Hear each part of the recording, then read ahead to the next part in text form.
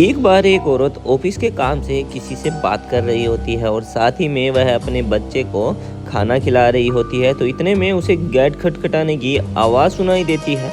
तो वह सोचती है कि इस टाइम कौन आ गया, इस टाइम तो कोई आता भी नहीं है, चलो मैं चल के देखती हूँ। वह गेट की तरफ बढ़ती है और जैसे ही गेट खोलती है तो उसकी सास होती है। तो उसकी सास बोलती है कैसी है बेटा, तो वह बोलती है अच्छी हूँ। वह जैसे ही अंदर आती है तो वह मुंह बनाती है और अपनी फ्रेंड को फ़ोन मिलाती है और बोलती है कि यार मेरी सास तो फिर से आ गई। तो उसकी फ्रेंड भी बोलती है कि यार मेरी सास भी ऐसी है, बहुत परेशान करती है। तो वह बोलती है कि अरे यार ऑफिस का इतना काम है, लास्ट ईयर चल रहा है, नवीशा का भी इतना काम है, इन्होंने मुझे एक बार भी फ़ोन करके नहीं बताया। तो उसकी फ्रेंड बोलती है यार मेरी सास भी ऐसी है, बिना बुलाए कभी भी टपक जाती है, नाक में दम करके रखती है। तो वह बोलती है कि मैं तो परेशान हो गई हूँ। उतने में उसकी सास आवाज़ लगाती है और वह बोलती है कि हाँ आई, अब करते रहो इनकी सेवा। फिर वह ड्राई फ्रूट छुपाते समय सोचती है कि बुढ़ापा आ गया है इनका, एक काम करती हूँ ड्राई फ्रूट सारे छुपा देती हूँ, नहीं तो बोलेगी मेरे को काजू चाहिए, बादाम चाहिए, कभी बोलेगी मेरे सर में दर्द हो रहा है, कभी मेरे पैर में दर्द हो रहा है, सबके सब पैसे बचाने के चक्कर में है। फिर उसकी सास जैसे ही बाहर आती है तो देखती है कि घर बहुत ज़्यादा गंदा हुआ पड़ा है, घर में जाले लगे पड़े हैं।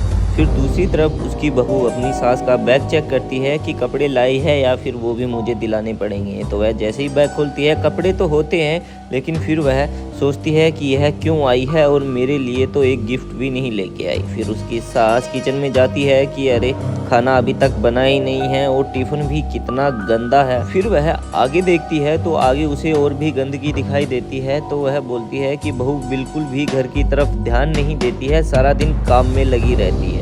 फिर उसकी पोती मिट्टी में खेल रही होती है तो वह भाग के आती है और बोलती है कि मेरी बेटी गंदी हो जाएगी, इसकी तबीयत खराब हो जाएगी, इसको मैं अंदर ले जाती हूँ।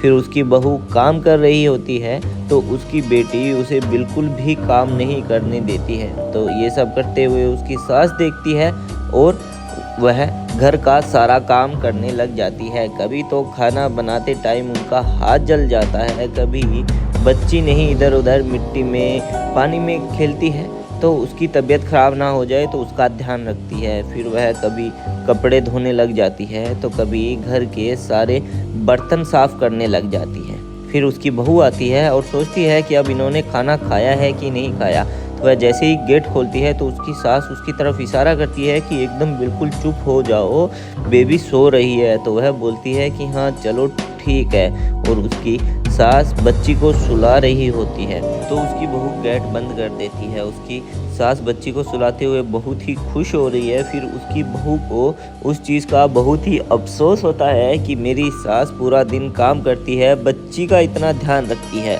और मैं क्या सोच रही थी अपनी सास के बारे में, मुझे तो पता ही नहीं था कि मेरी सास यहाँ पर मुझे सहारा देने के लिए आई है, ना कि मुझे परेशान करने के लिए। उसे अपने किए पर बहुत ही पछतावा होता है और मन ही मन में अपने आप से माफ़ी मांगती है। हमारा इस वीडियो को बनाने का यही मतलब था कि हम आपको एक बात फिर से बता सकें कि आप छोटे हो या बड़े हो, उसी माँ की कोख से निकले हो। एक बार किसी को बुरा भला कहने से पहले उसे समझो कि वो क्या कहना चाहता है और क्या करना चाहता है। ये हमारी वीडियो आपको पसंद आई तो लाइक करें, कमेंट करें, ज़्यादा से ज़्यादा शेयर करें। धन्यवाद दोस्तों, बाय बाय।